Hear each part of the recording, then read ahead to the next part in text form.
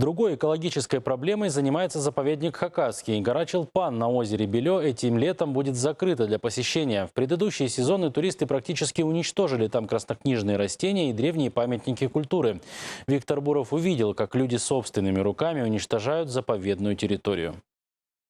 Всего 200 километров от Абакана, и ты попадаешь в место, которое, кроме как райским, не назовешь. С горы Челпан открываются виды неземной красоты. Небо здесь отражается в озерах словно в зеркале, а к древнейшим цивилизациям можно прикоснуться в буквальном смысле этого слова.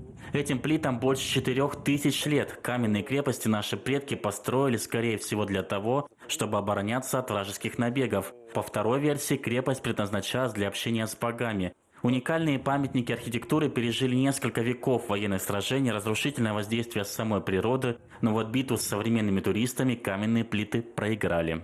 Элементы крепостной стены были использованы, скажем, отдыхающими в качестве сооружений так называемых домиков для духов. Не придают этому важного значения, но непоправимый вред сооружению археологическому, конструкции крепостной стены они таким образом наносят.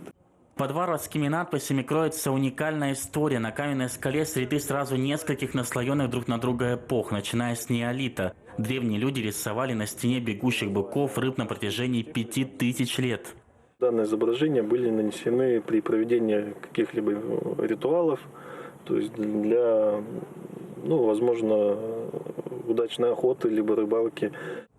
Чтобы сохранить уникальные памятники архитектуры и живописи, государство взяло их под свою охрану. Но защитить от современного туриста, у которого напрочь отсутствует культура, не получается. Именно поэтому руководство заповедника Хакасский пока решило запретить посещение горы Челпан. Однако разрушительная наскальная живопись не главная причина ограничений. Оказались под угрозой полного исчезновения сразу несколько видов редчайших растений, занесенных в Красную книгу.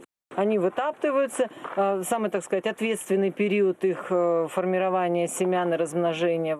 Запрет на посещение горы Челпан временный пока только на год. Экологи внимательно изучат, как поведут себя растения, хватит ли им этого времени на восстановление. Тем, кто попытается пробраться на территорию природного памятника, грозит штраф в 4000 рублей. За нарушителями будут внимательно следить инспекторы и камеры видеонаблюдения.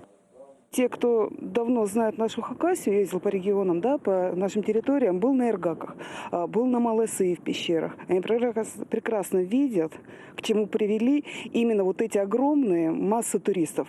Природа просто уничтожена. Через год Хакасский заповедник решит, какие меры принимать дальше.